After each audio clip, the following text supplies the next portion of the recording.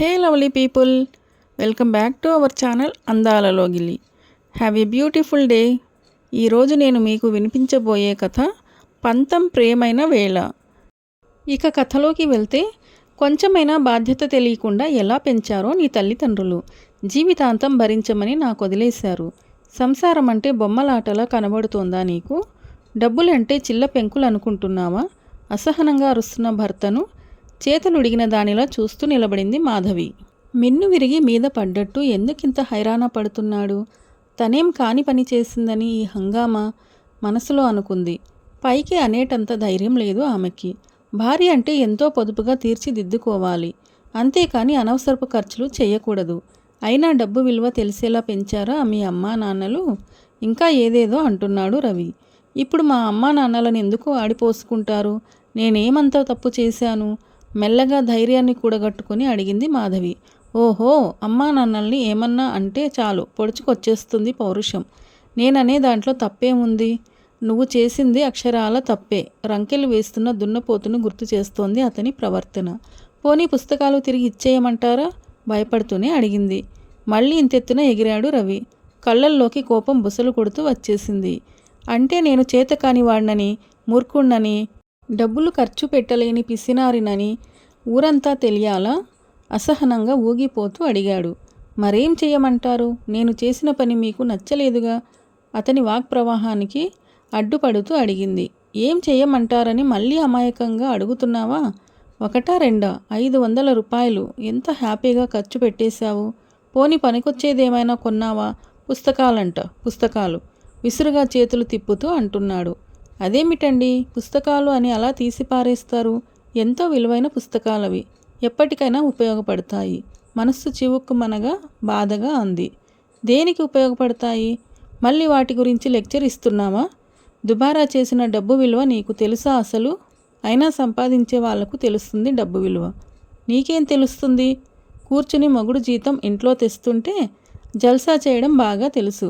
ఎగతాళిగా అంటున్న అతని మాటలు మ్రాన్పడిపోయింది మాధవి. తను జల్సా చేస్తోందా? అతని ఇష్టాలు తెలుసుకుని అతని అలవాట్లకు అనుగుణంగానే నడుచుకుంటోంది.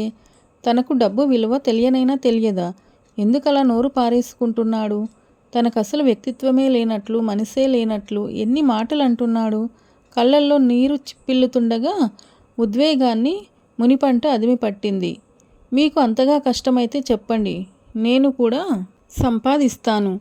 అప్పుడు ఇంకేదో అనబోతున్న మాధవిని చూసి పకపక నవ్వాడు రవి. ఆ నవ్వు ఎంత ఎగతాళిగా ఉందంటే ఆమెకు ఆ క్షణాన ఉరి వేసుకోవాలనంత కసి వచ్చింది. నవ్వుతూనే, నువ్వు సంపాదిస్తావా? ఎంఏ చదివిన నేనే గవర్నమెంట్ ఆఫీసులో గుమాస్తాగిరి చేస్తున్నాను. ఇంటర్ చదివిన నీకెవరిస్తారు ఉద్యోగం? ఆ మాత్రం అర్హతతో ఉద్యోగం సంపాదించి సంసారం భారం ఏం మోసేస్తావు? చదువుతానంటే మీరు ఒప్పుకున్నారా? లేకపోతే నేను పెద్ద చదువులు చదవలేనా? గాద్గికంగా వస్తోంది ఆమె మాట. ఆహా, చదువు, నీ తెలివితేటలకి పై చదువులు కూడానా? ఇంటి ఖర్చులు ఎలా చేయాలో తెలియదు కానీ పై చదువులు. అతని ప్రతి మాటలోనూ ఎగతాళి ధ్వనిస్తోంది. ఆమె భావాలను పట్టించుకోకుండా మళ్ళీ తనే అన్నాడు.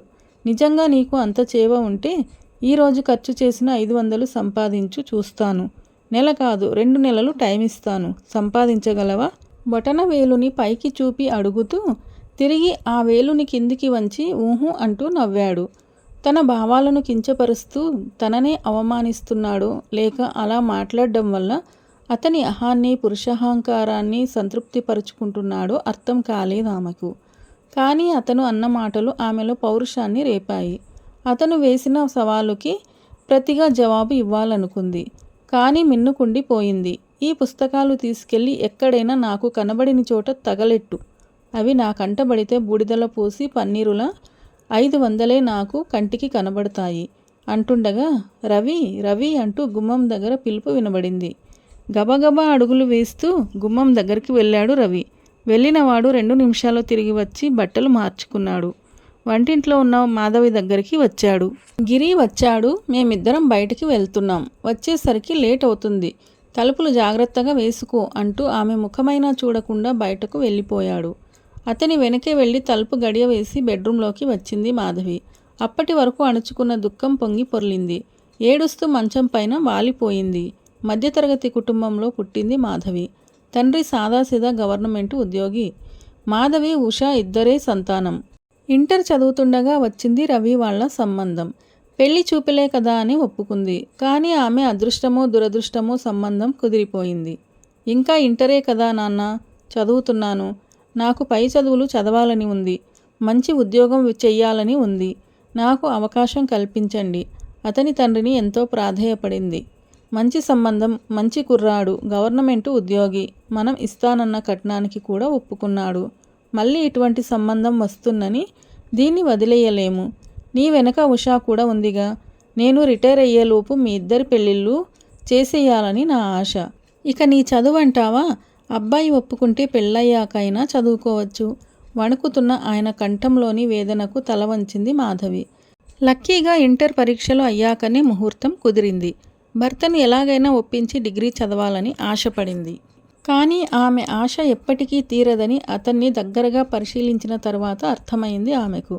పెద్ద చదువులు చదివిన భార్య అంటే అతనికి చిరాకు. నరనరాన పురుషహంకారం జీర్ణించుకుపోయిన మనిషి. భార్య అంటే వంటింటి కుందేలనే అతని భావన.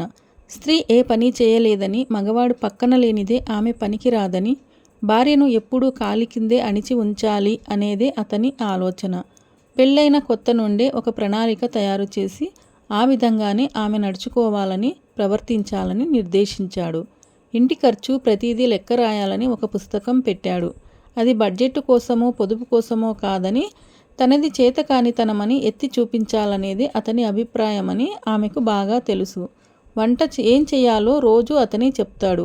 ప్రతి విషయంలోనూ ఆమెను తక్కువ చేసి మాట్లాడడం ద్వారా ఆమెలో పొగరు పెరగకుండా మేనేజ్ చేస్తున్నానని సంతోషపడిపోతూ ఉంటాడు. ఆఖరికి బొట్టు బిళ్ళలు కొనుక్కోవాలన్నా అతన్ని అడిగి ఆ 2 రూపాయలు ఖర్చు పెట్టాలి. తన మనసులో ఉన్న కోరికను ఒకరోజు అతను మంచి మూడ్లో ఉండగా చూసి అడిగింది మాధవి. నేను డిగ్రీ చదవాలని ఆశపడుతున్నానండి. మీకు నేను కాలేజీకి వెళ్ళి చదవడం ఇష్టం లేకపోతే కరస్పాండెన్స్ కోర్స్ అయినా చేస్తాను, ఏమంటారు? ఎంతో ఉత్సాహంగా అడిగింది. నాకు ఇష్టం లేదు అంటూ మంచంపై అటు తిరిగిపోయాడు రవి. అది కాదండి, డిగ్రీ అయినా చదివితే నేను కూడా ఏదో ఒక ఉద్యోగం చేసుకోవచ్చు. మనకు పిల్లలు పుట్టిన ఆదాయం సరిపోతుంది. ఏదో వేడినీళ్లకు చన్నీళ్ళలా. ఇలా సాగిపోతున్న ఆమె ఒక్కసారిగా అతను లేచి కూర్చుని అరవడంతో భయభ్రాంతురాలై ఆగిపోయింది. ఊరుకుంటున్నాను కదా అని తెగ వాగుతున్నావేమిటి? నాకు ఇష్టం లేదని చెప్పాను కదా. అయినా డిగ్రీ చదివించాలని అనుకున్నవాణ్ణే అయితే బాగా చదువుకున్న అమ్మాయిని చేసుకుందును కదా. మళ్ళీ నాకు ఈ ఖర్చొకటా? ఆడవాళ్ళు ఎక్కువ చదివితే నేను ఇష్టపడను. భార్యగా ఇంటి ఖర్చులు, చాకలి పద్దులు రాసుకోవడం తెలిసిన అమ్మాయి కావాలనుకున్నాను. కొద్దో గొప్ప నాగరికత తెలిసినదైతే చాలనుకుని నిన్ను సెలెక్ట్ చేసుకున్నాను. అర్థమైందా? ఇంకెప్పుడు ఈ విషయం నా దగ్గర ప్రస్తావించకు, కఠినంగా అని మళ్ళీ అటు తిరిగి పడుకున్నాడు రవి. ఆ రాత్రి ఆమె ఎంత ఏడ్చిందో ఆమె తలదిండుకు మాత్రమే తెలుసు. ఎందుకంటే ఏమీ జరగనట్టే ఆమెను బాధ పెట్టానన్న ఆలోచన కూడా లేకుండా హాయిగా గుర్రు పెట్టి నిద్రపోయాడు రవి. అటు తర్వాత మాధవి ఎప్పుడు చదువు విషయం ఎత్తలేదు రవి దగ్గర. ఈరోజు పక్కింటి లలిత మార్కెట్కు వెళ్తూ మాధవిని తోడు తీసుకెళ్లడానికి వచ్చింది. మాధవి రాలేనని చెప్పినా బతిమాలి తీసుకెళ్ళింది. సూపర్ మార్కెట్లో కావలసిన సరుకులు కొన్నారు ఇద్దరు. ఇంటికి తిరిగి వచ్చేద్దామనుకుని నడుస్తున్నారు బస్ స్టాప్కి. అంతలోనే ఒక్కసారిగా ఆగిపోయింది లలిత. ఎందుకు ఆగావని అడిగిన మాధవితో, మధు చూడు, అక్కడ బుక్ ఎగ్జిబిషన్ పెట్టారు. నాకు పుస్తకాలంటే ఎంత ప్రాణమో, నీకు కూడా ఇష్టమే కదా, ఒక్కసారి చూసి వద్దాం అంది రోడ్డుకు అవతల వైపున ఉన్న మీటింగ్ హాల్ని చూపిస్తూ. మీటింగ్ హాల్ బయట రంగురంగులతో పెద్ద బ్యానర్ కట్టి ఉంది, బుక్ ఎగ్జిబిషన్ అని. అవి చూస్తూనే మాధవికి కూడా మనసు లాగింది. ఆమెకు పుస్తకాలంటే ఎంతో ఇష్టం. పెళ్లి కాకముందు ప్రఖ్యాత రచయిత్రులు రాసిన కథలు, నవలలు, కవిత్వాలు ఎన్నో చదివేది. తను కూడా వాటి నుండి స్ఫూర్తి పొంది చిన్న చిన్న కథలు, కవిత్వాలు రాసేది. కానీ వాటిని ఎప్పుడూ ప్రచురణకు పంపలేదు. టైం చూసుకుంది మాధవి. మధ్యాహ్నం 12 గంటలు అవుతోంది. రవి సాయంత్రం 5 గంటలకు గాని రాడు. కాబట్టి పర్వాలేదు అనుకుంటూ లలిత వెంట ఉత్సాహంగా బుక్ ఎగ్జిబిషన్లోకి నడిచింది. అక్కడ ఎన్నో మంచి పుస్తకాలు ఉన్నాయి. ప్రఖ్యాత రచయితల గ్రంథాలు లెక్కలేనన్ని ఉన్నాయి. వాటిలో కొన్నైనా కొంటే బావుండునని అనిపించింది. కానీ భర్త ఏమంటాడో అని ఆలోచనలో పడింది. ఈలోగా లలిత 1000 రూపాయల పుస్తకాలు కొనేసింది. ఏమిటి మధు, నువ్వు కూడా తీసుకో, చాలా మంచి గ్రంథాలున్నాయి, మళ్ళీ ఇటువంటివి దొరక్కపోవచ్చు అంటున్న లలిత మాటలకు ఆలోచనల నుండి బయటపడింది. ఏదైతే అదయిందిలే, ఆయన్ను నెమ్మదిగా ఒప్పించవచ్చు అనుకుని తనకు నచ్చిన పుస్తకాలు తీసుకుంది. బిల్లు చూస్తే గుండె గుబేలుమంది మాధవికి. 500. ఇంట్లో భర్త వేసే 500 రకాల చిందులు గుర్తొచ్చాయి. ఎలాగో ధైర్యం చేసి కొనేసింది మాధవి. తిరిగి ఇంటికి వచ్చేటప్పటికి మధ్యాహ్నం 3 గంటలయింది. గబగబా భోజనం చేసింది. ఆమెకు ఎంతో ఉత్సాహంగా ఉంది. భర్త వచ్చేలోపే ఒకసారి ఆ పుస్తకాలను తనివి తీరా చూసుకుని తర్వాత అతనికి కనబడకుండా దాయాలని అనుకుంది. అతను మూడు బాగున్నప్పుడు ఈ విషయం చెప్పొచ్చని అనుకుంది. బయట తిరిగి వచ్చిందేమో చిరాగ్గా అనిపించి మొహం కడుక్కోవడానికి బాత్రూంకి వెళ్ళింది. డూప్లికేట్ కీతో తలుపు తీసుకుని ఎప్పుడొచ్చాడో కుర్చీలో కూర్చొని టేబుల్పై ఉన్న పుస్తకాలు చూస్తున్నాడు రవి. ఆమె తిరిగి వచ్చేటప్పటికి అతని మొహంలో కనిపిస్తున్న కోపాల్ని చూసి గుండె ఆగిపోయినంత పనైంది మాధవికి. అదిగో అప్పుడు రవి మొదలు పెట్టిన గొడవ ఇప్పుడు మాధవి ఏడ్చే వరకు కొనసాగింది. భర్త వచ్చేటప్పటికి వంట చేసి లేకపోతే పెద్ద పెద్ద రాద్ధాంతం చేస్తాడని గుర్తుకు వచ్చి మొహం కడుక్కుని వచ్చి వంట మొదలు పెట్టింది మాధవి. వంట చేస్తోందే కానీ ఆమె మనసు మెదడు వేరే దిశలో ఆలోచిస్తున్నాయి. నాకు సంపాదన చేత కాదంటాడా, మళ్ళీ అమ్మానాన్నల్ని ఆడిపోసుకుంటాడు, ఎందుకని ఇంత అవమానం భరించాలి? ఏదో ఒకటి చెయ్యాలి, తను సంపాదించగలనని నిరూపించాలి. ఏం చెయ్యాలి? ఉద్యోగం చేయడానికి అతను ఒప్పుకోడు. అయినా సరే తనను తాను నిరూపించుకోవడానికైనా ఎక్కడో ఒకచోట ఉద్యోగం సంపాదించాలి అని నిర్ణయించుకుంది. ఆ రాత్రి ఇంటికి వచ్చిన రవి ఏడ్చి ఏడ్చి ఉబ్బిపోయిన ఆమె ముఖాన్ని కళ్ళను చూసి కూడా పట్టించుకోలేదు. ఆడవాళ్లపై జాలి పడితే నెత్తికెక్కుతారని అతని భావన. ఆమె ఇటువంటి విషయాలకు ఏనాడో అలవాటు పడిపోయింది. మరునాడు రవి ఆఫీసుకు వెళ్ళిపోగానే పక్కింటి నుండి న్యూస్ పేపర్ తెచ్చుకుంది. క్లాసిఫైడ్ ఉద్యోగాల ప్రకటనలు చూసింది. అన్నింటికీ ఇంజనీరింగ్ గ్రాడ్యుయేట్లు, పోస్ట్ గ్రాడ్యుయేషన్ చేసిన వాళ్లే కావాలి. కొన్నింటికి కనీస విద్యార్హత డిగ్రీ. ఇవేమీ తన దగ్గర లేవు. న్యూస్ పేపర్ తిరిగి పక్కింట్లో ఇచ్చేసి వస్తుండగా వీధి చివరన ఉండే కాన్వెంట్లో చదువుతున్న పక్కింటి వాళ్ల పిల్లలు భోజనానికి రావడం చూసింది. మెరుపు లాంటి ఆలోచన వచ్చింది ఆమెకు. ఆ స్కూల్లో ఎల్కేజీ, యూకేజీ చెప్పే టీచర్లు 10వ తరగతి, ఇంటర్ చదివిన వాళ్లేనని గుర్తుకొచ్చింది. నేను కూడా ట్రై చేస్తేనో అనుకున్నదే తడువుగా తయారయ్యి ఆ స్కూలుకు వెళ్ళి ప్రిన్సిపాల్ను కలిసింది మాధవి. విషయం విన్న ప్రిన్సిపాల్ ఆమె వంక ఆశ్చర్యంగా చూసింది. ఇది ఏప్రిల్ నెలమ్మా, ఇంకో 2 వారాల్లో యాన్యువల్ పరీక్షలు ప్రారంభమవుతాయి. ఇప్పుడు టీచర్స్ని రిక్రూట్ చేసుకోము. నీ బయోడేటా ఇచ్చి వెళ్ళు, జూన్లో పిలుస్తాము అంది. తన ఆతృతతో నెలను కూడా గుర్తుపెట్టుకోకుండా వెళ్ళి అడిగినందుకు సిగ్గుపడింది మాధవి. జూన్ నెలలో పిలుస్తారు, కానీ రవి 2 నెలల్లో 500 సంపాదించాలని పందెం కాశాడు. తను ఓడిపోవాలా? పందెం సంగతి అతను మర్చిపోయాడు, కానీ గాయపడ్డ తన మనసు ఎలా మర్చిపోగలదు? ఇంటికి తిరిగి వచ్చింది నిరాశగా. కానీ ఏదో చెయ్యాలని మనసు ఉత్సాహపడుతోంది. పరిపరి విధాలా ఆలోచించింది. ఈలోపు ఎదురింటి పిన్నిగారు కాఫీ పొడికి అప్పు కోసం వచ్చింది. ఆవిడ పేరు అన్నపూర్ణమ్మ. ఈ వీధిలోనే కాక ముందు 2 వెనక వీధుల్లో కూడా మంచి పేరుంది ఆవిడకి. అందరితో కలుపుగోలుగా ఉంటుంది. సలహాలు ఇవ్వడంలో మంచి దిట్ట. ఆవిడ అడిగిన దానికన్నా కొంచెం ఎక్కువ కాఫీ పొడి ఇచ్చింది మాధవి. రేపు తిరిగి ఇచ్చేస్తానమ్మా అన్న ఆవిడ మాటకు, అదే మాట పిన్నిగారు, తిరిగి ఇవ్వనవసరం లేదు, మీరు నాకేమైనా పరాయి వాళ్ళ అంది మాధవి. ఆ మాటతో చాటంతయింది ఆవిడ ముఖం. ఇదే మంచి సమయం అనుకుని ఆవిడ్ని కూర్చోబెట్టి మాటల్లోకి దింపింది. ఆ మాట ఈ మాట మాట్లాడాక, పిన్నిగారు, ఇంట్లో నాకేమీ తోచడం లేదండి, ఇలాగే ఉంటే బద్ధకం పెరిగిపోతుంది. 4 పిల్లలకి ట్యూషన్ చెబితే బాగుంటుందనుకున్నాను, కానీ ఎవరిని మాట్లాడాలో ఏమిటో అంటూ అర్ధోక్తిగా ఆగిపోయింది మాధవి.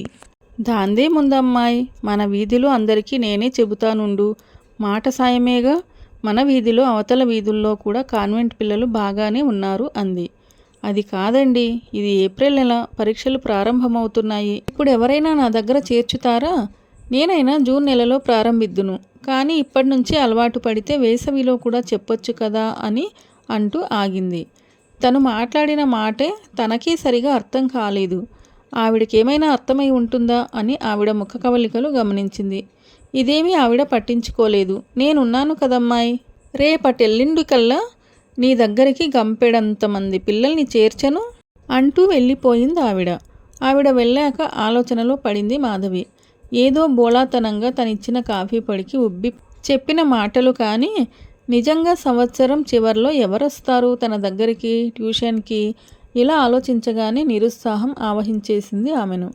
మనసు బాగోలేదని మంచం మీద పడుకుంది, కాస్త నిద్రపోదామని. ఎంత ప్రయత్నించినా నిద్ర రాలేదు ఆమెకి.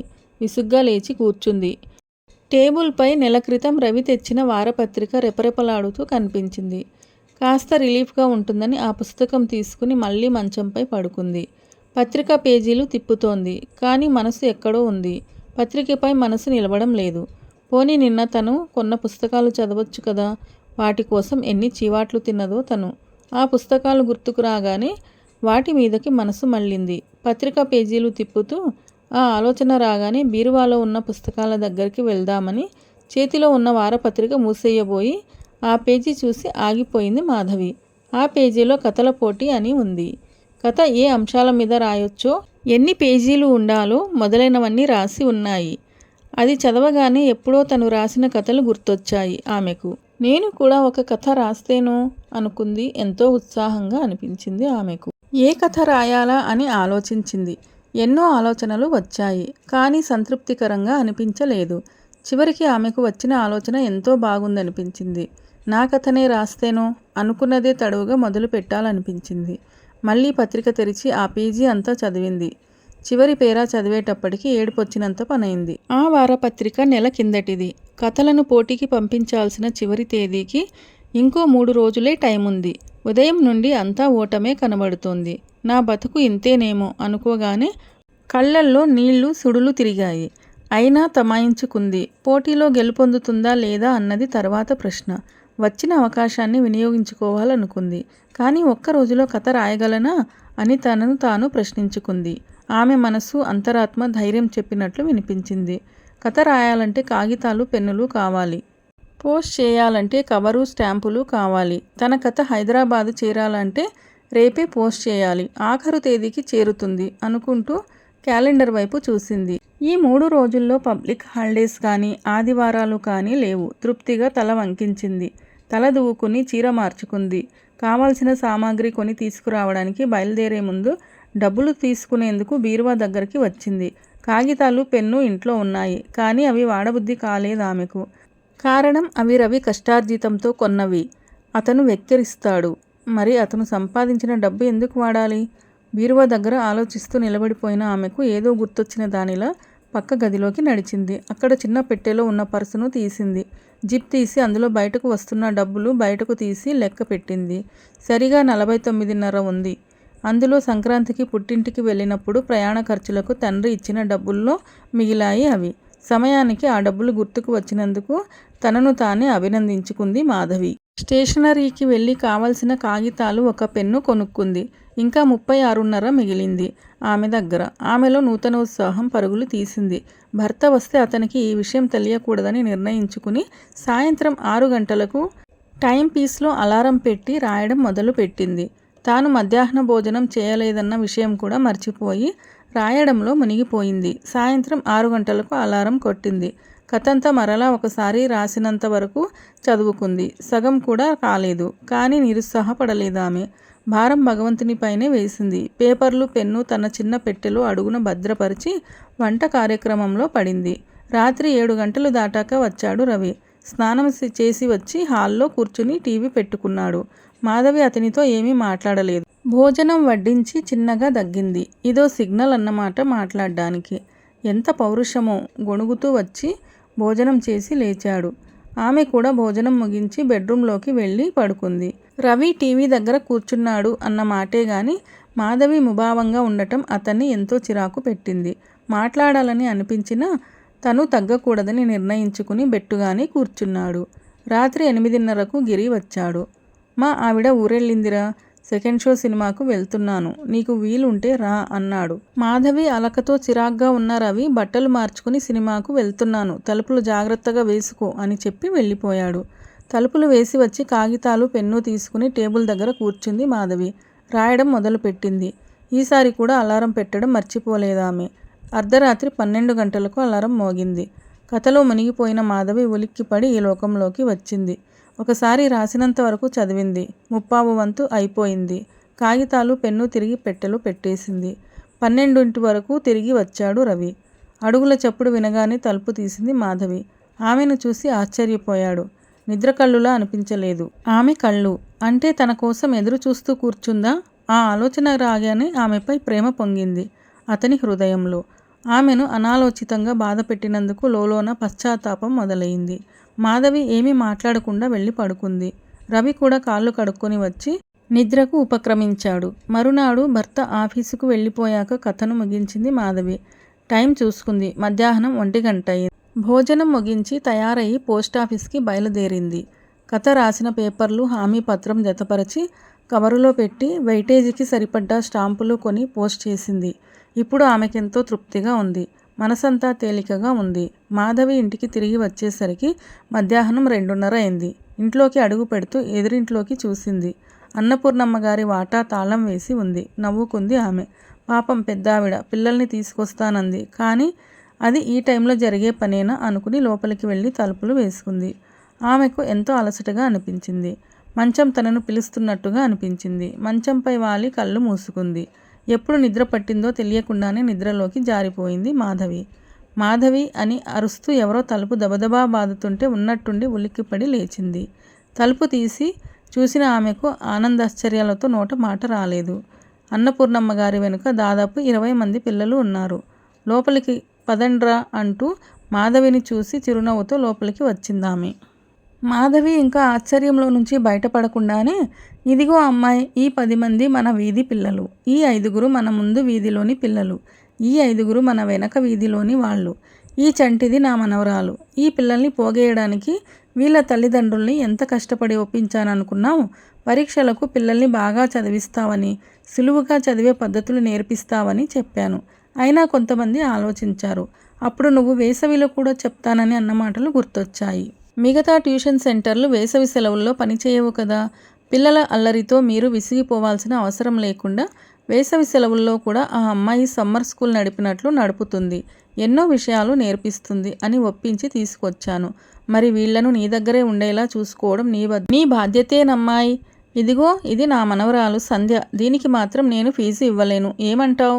అనర్గళంగా సాగిన ఆమె ఉపన్యాసం నుండి తేరుకున్న మాధవి, అలాగేనండి, మీ మనవరాలి దగ్గర ఫీజు తీసుకుంటానా? ఎంత మాట! ఇక ఈ పిల్లల బాధ్యత నాది. మీకు చెడ్డ పేరు రానివ్వను. నా కోసం ఇంత శ్రమ తీసుకున్నందుకు చాలా థ్యాంక్స్ అంది ఆమెను కృతజ్ఞత నిండిన కళ్ళతో చూస్తూ. మనవరాలికి ఫీజు లేకుండా ఎదురింట్లోనే ట్యూషన్ కుదిరినందుకు మురిసిపోతూ వెళ్ళిపోయింది ఆవిడ. ఆ సాయంత్రం ఎన్నడూ లేని ఆనందాన్ని అనుభవించింది మాధవి.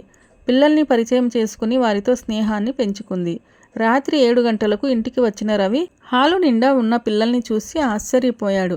విసుగ్గా ఏదో అనబోతూ మాధవి ముఖం చూసిన అతను ఆశ్చర్యపోయాడు. ఎంతో సంతోషంగా ఉంది ఆమె. పెళ్ళైన సంవత్సర కాలంలో ఆమెను అంత ఆనందంగా చూడడం అదే మొదటిసారి. ఏమీ అనకుండా లోపలికి వెళ్ళిపోయాడు. మర్నాడు తన దగ్గర మిగిలిన 24 రూపాయల 50 పైసలతో ఒక బోర్డు, 4 చాక్ పీసులు కొన్నదామె. ఆనాటి నుండి ఆమె లోకమే మారిపోయింది. పిల్లల్ని ఎంతో శ్రద్ధగా పరీక్షలకు చదివించింది. రవి వచ్చిన తర్వాత కూడా 8:30 వరకు ట్యూషన్ జరిగేది. ఆ సమయంలో ఆమెలోని ప్రతిభను చూసి లోలోపల ఎంతో గర్వపడనారంభించాడు అతను. పిల్లల పరీక్షలు అయిపోయాయి. అయినా సమ్మర్ ట్యూషన్ కొనసాగుతూనే ఉంది. విద్యార్థులతో ఎంతో సంతోషంగా ఉండే మాధవి రవి దగ్గర మాత్రం ముభావంగానే ఉంటోంది. తన మాటలు ఆమెనెంత బాధ పెట్టాయో అర్థం కాసాగింది రవికి. తన మాటలకు గాయపడే ఆమె ట్యూషన్ మొదలు పెట్టిందని అర్థమైంది. పిల్లలు ఇళ్లకు వెళ్ళగానే ఎంతో నిస్సత్తువగా, అలసటగా అనిపించేది ఆమెకు. ఏదో తిన్నాననిపించి అలసటగా మంచంపై వాలిపోయేది. ఆమె దూరంగా ఉండే కొద్దీ మాధవి అంటే ప్రేమ పెరిగిపోతోంది రవికి. రోజులాగే రవి ఆఫీసుకు వెళ్ళగానే వచ్చేవారు పిల్లలు. వాళ్లకు దేశభక్తి గేయాలు నేర్పుతోంది మాధవి. ఇంతలో పోస్ట్ అన్న కేక వినబడి బయటకి వచ్చిందామె. ఆమె చేతిలో ఒక కవరు పెట్టి మనీ ఆర్డర్ ఫారం మీద సంతకం పెట్టమని ఇచ్చాడు పోస్ట్ మ్యాన్. సంతకం చేస్తూ అమౌంట్ చూసిన ఆమెకు ఉన్న పళంగా ఎగిరి గంతేయాలనిపించింది. 2,500 రూపాయల మనీ ఆర్డరు అది. లోపలికి వచ్చింది డబ్బు తీసుకుని. కవరు చించి చదివింది. కథల పోటీలో తన కథకు 2వ బహుమతి వచ్చింది. ఆనందాతిరేకంతో నాట్యం చేయాలనిపించింది ఆమెకు. డబ్బు, కవరు తన పెట్టెలో దాచింది. రవికి ఏమీ చెప్పలేదు. వారం తర్వాత తన కథ పడిన సంచిక కొని తెచ్చుకుంది మాధవి. కథ చదువుతుంటే ఆనందంతో ఆనంద బాష్పాలు రాలడాన్ని నివారించుకోలేకపోయింది ఆమె. తన పేరును మరీ మరీ చూసుకుని మురిసిపోయింది. ఆ రోజుతోనే రవి మాధవిల గొడవ జరిగి 2 నెలలయింది. రాత్రికి లేట్ అవుతుందని, ఇన్స్పెక్షన్ వర్క్ ఉందని ఉదయాన్నే చెప్పి వెళ్ళాడు రవి. ఆ వర్క్ ఏదో ఈరోజే తగలడాలా అని బాధగా అనుకుంది. ఆ సమయంలో భర్తపై తాను గెలిచానన్న ఆలోచన రాలేదు ఆమెకు. విచిత్రంగా రవితో ఆ సంతోషాన్ని పంచుకోవాలని, అతని కవిగిట్లో వాలిపోవాలని మనసు మరీ మరీ కోరుతోంది. కానీ రవికి ఎదురుపడి మాట్లాడాలన్నా, ఈ విషయం చెప్పాలన్నా ఎందుకో బెరుకుగా అనిపించింది. తాను కథ రాయగా మిగిలిన చివరి కాగితం తీసుకుని రవికి ఒక ఉత్తరం రాసింది. తన కథ పడిన వారపత్రికా సంచిక, దానిపై ఈ ఉత్తరం 2500 రూపాయల్ని ఒక కవరులో పెట్టి టేబుల్ మీద పెట్టింది. అవి ఎగిరిపోకుండా పేపర్ వెయిట్ని ఉంచింది. రవి కోసం రాత్రి 11:30 గంటల వరకు మేలుకునే ఉంది. బాగా అలసిపోవడం వలన ఆమెకు తెలియకుండానే గాఢ నిద్రలోకి జారిపోయింది. అర్ధరాత్రి 1:30కు వచ్చాడు రవి. డూప్లికేట్ కీతో తలుపు తీసుకుని వచ్చాడు. బెడ్రూమ్లో ఆదమర్చి నిద్రపోతున్న భార్యను తదేకంగా చూస్తూ ఉండిపోయాడు. ఇంతలో అతని చూపు టేబుల్పై రెపరెపలాడుతున్న కాగితంపై పడింది. డబ్బులున్న కవరు పక్కన పెట్టి ఉత్తరం చదవడం ప్రారంభించాడు. ప్రియమైన మీకు, మీరన్న మాటలకు నా మనస్సు ఎంతో గాయపడింది. అందుకే అలా ప్రవర్తించాను. ట్యూషన్ పెట్టింది కూడా అందుకే. ఆ విషయం మీకు తెలుసునని నాకు తెలుసు. కానీ మీరు వద్దని గొడవ పెట్టి ఉంటే అది వదిలేసేదాన్నేమో. కానీ ఆ విషయంలో నాకు సహకరించినందుకు మీకు నా కృతజ్ఞతలు. ఈరోజు నేనెంతో సంతోషంగా ఉన్నాను. మీరు నాతో గొడవ పడినందుకు, నేనేమీ సంపాదించలేనని అన్నందుకు ఉక్రోషంతో నన్ను నేను నిరూపించుకోవాలని కథల పోటీకి ఒక కథ రాసి పంపాను. ఆ పోటీలో నాకు 2వ బహుమతి వచ్చింది. దాని విలువ 2500 రూపాయలు పైన కవరులో పెట్టాను. ఈ గెలుపు నిజంగా నాది కాదు, మీది. ఇంతకన్నా ఏం రాయాలో నాకు పాలు పోవడం లేదు. నేను గెలిచానని చెప్పడానికి ఈ ఉత్తరం రాస్తున్నానని అనుకోవద్దు. నా సంతోషం మీతో పంచుకోవాలని నా ఆశ. కానీ మీకు ఎదురుపడి నా మనసులోని భావాలు చెప్పేటంత స్వాతంత్రం లేదు మీ దగ్గర నాకు. అందుకే ఈ ఉత్తరం. మీ మాధవి. ఎన్నో చెప్పలేని భావాలను ఆ చిన్ని ఉత్తరంలో చదవగలిగాడు రవి. వారపత్రిక తీసుకుని సోఫాలో కూర్చుని చదవడం మొదలుపెట్టాడు. కథంతా మాధవిదేనని అర్థమైంది. కానీ ఆమె భర్త పాత్రను కించపరచలేదు ఆమె. కానీ అతనితో తను కావాలనుకున్న అనుబంధాన్ని, ప్రేమను, స్నేహాన్ని, స్వేచ్ఛను ఆ కథలోని భర్త పాత్రకు వర్తింపజేసి ఆ పాత్రను ఎంతో ఔన్నత్యంగా తీర్చిదిద్దింది ఆమె. కథ పూర్తి చేసి ఏదో తెలియని భావాల ప్రకంపనల్లో కొట్టుకుపోయాడు రవి. వారపత్రికను, ఉత్తరాన్ని, కవరును మాధవి ఎలా పెట్టిందో అలాగే యథాస్థానంలో ఉంచి పేపర్ వైట్ పెట్టేశాడు. తెల్లవారుజామున లేవడానికి మాధవి పెట్టుకున్న అలారం కట్టేసి ఆమె మంచం దగ్గరికి వచ్చాడు. అమాయకంగా నిద్రపోతున్న భార్యను చూసి ప్రేమతో, మోహంతో పొంగిపోయింది అతని మనసు. ఆమెను ముద్దు పెట్టుకోవాలన్న కోరిక చాలా కష్టపడి కంట్రోల్ చేసుకున్నాడు. ఆమెకు నిద్రాభంగం అవుతుందేమోనని మంచంపై పడుకోకుండా వెళ్ళి సోఫాలో పడుకున్నాడు. తెల్లవారే లేచి స్నానం చేసి మాధవిని లేపకుండా ఆఫీసుకి వెళ్ళిపోయాడు. ఉదయం 10 గంటలకు ఉలిక్కిపడి లేచింది మాధవి. టైం చూసి అదిరిపడింది. అలారం మోగడం ఎలా ఆగిపోయిందో తెలియలేదు అనుకుంటూ టేబుల్పై ఉన్న అలారం పిన్నీసి చేతిలోకి తీసుకుని చూసింది. అది ఆఫ్ చేసి ఉంది. భర్త కోసం గదులన్నీ చూసింది. నిన్నటి బట్టలు స్టాండుకు తగిలించి ఉన్నాయి. అంటే ఆఫీసుకు వెళ్ళిపోయారన్నమాట. అయ్యో, భోజనం వండలేదు, టిఫిన్ చెయ్యలేదు, పరగడుపునే వెళ్ళిపోయారే అని బాధపడింది. ఒకవేళ మధ్యాహ్నానికి భోజనానికి వస్తారేమో అనుకుని గబగబా స్నానం చేసి వంట కార్యక్రమంలో పడింది. రవికి ఇష్టమైన పప్పు దోసకాయ, బంగాళదుంప వేపుడు, పెరుగు పచ్చడి చేసింది. టైం చూసేసరికి మధ్యాహ్నం 12 గంటలైంది. అప్పుడు గుర్తొచ్చింది ఆమెకు ఉత్తరం, వారపత్రికల విషయం. ఒక్క ఉదుటున బెడ్రూమ్లో టేబుల్ దగ్గరికి పరుగు పెట్టింది. అవి రాత్రి తాను ఎలా పెట్టిందో అలాగే ఉన్నాయి. నిరుత్సాహం ఆవరించేసింది ఆమెను. వెనుదిరగబోయిన ఆమె కళ్ళను మూసేశాయి వెనక నుండి 2 చేతులు. భర్త స్పర్శను గుర్తుపట్టిన ఆమె ఆనందంతో వెనుతిరిగింది. మాధవిని 2 చేతులతోనూ ఎత్తి గిరగిరా తిప్పేశాడు రవి. అమ్మో, కళ్ళు తిరుగుతున్నాయి అంటూ ఆమె గలగలా నవ్వుతుంటే తృప్తిగా కిందకు దించి ఆమె చేతిలో ఒక కవరు, స్వీట్ ప్యాకెట్లు, పూల కవరు పెట్టాడు. పూల కవరు తెరిచి చూసిన ఆమె మల్లెపూలు చూసి సిగ్గుల మొగ్గి అయ్యింది. స్వీట్స్ ప్యాకెట్ను టేబుల్పై పెట్టి పొడవుగా ఉన్న కవరు తీసి అందులో నుండి కొన్ని కాగితాలను బయటకు తీసిందామె. తేరిపారా చూసిన ఆమె కళ్ళు ఆశ్చర్యంతో పెద్దవయ్యాయి. తన కళ్ళను తాను నమ్మలేక కలో నిజమో తెలియక భర్త వంక అయోమయంగా చూసింది ఆమె. కథల పోటీలో గెలుపొందినందుకు నా భార్యకు నేనిచ్చే కానుక. ఆమె చెవి దగ్గర అతనన్న మాటలతో వెనుదిరిగి అతన్ని అల్లుకుపోయింది మాధవి. ఆమె చేతిలో డిగ్రీ అడ్మిషన్ పేపర్స్ రెపరెపలాడుతూ నవ్వుతున్నాయి. ఆమెను కౌగిలించుకొనే, మధు, నీ ఎడబాటు నాలో ఎంతో మార్పుని తీసుకువచ్చింది. ఈనాటి నుండి నేను నీకు భర్తనే కాదు, మంచి స్నేహితుణ్ణి కూడా. నన్ను నమ్ము అన్నాడు. ఆ మాటలు ఆమె చెవిలో కళ్యాణి రాగాన్ని పలికించాయి. కొంతసేపటికి ఏదో గుర్తొచ్చిన దానిలా అతని నుండి విడివడింది మాధవి. పిల్లలు వస్తారేమోనండి, తలుపు కూడా వేయలేదు అంది సిగ్గుపడుతూ. నేను ఉదయం బయటికి వెళ్తూ అన్నపూర్ణమ్మ గారి మనవరాలితో పిల్లలందరికీ కబురు పెట్టాను. ఈరోజు ట్యూషన్ లేదని, మాకు వేరే క్లాసు ఉందని అని చిలిపిగా అంటున్న అతన్ని మళ్ళీ అల్లుకుపోయింది ఆమె. ఈ కథ పంతం ప్రేమైన వేళ. రచయిత కె. విజయభానుగారు. ఈ కథ నచ్చిందా మీకు? నచ్చినట్లయితే లైక్ చేయండి, మీ ప్రియమైన వారికి షేర్ చేయండి. అలాగే ఛానల్ను సబ్స్క్రైబ్ చేసుకోవడం అస్సలు మర్చిపోవద్దు. Thank you for watching. See you in another video. Till then keep smiling and be happy. మరిన్ని మంచి కథల కోసం స్టే ట్యూన్. అందాల లోగిలి.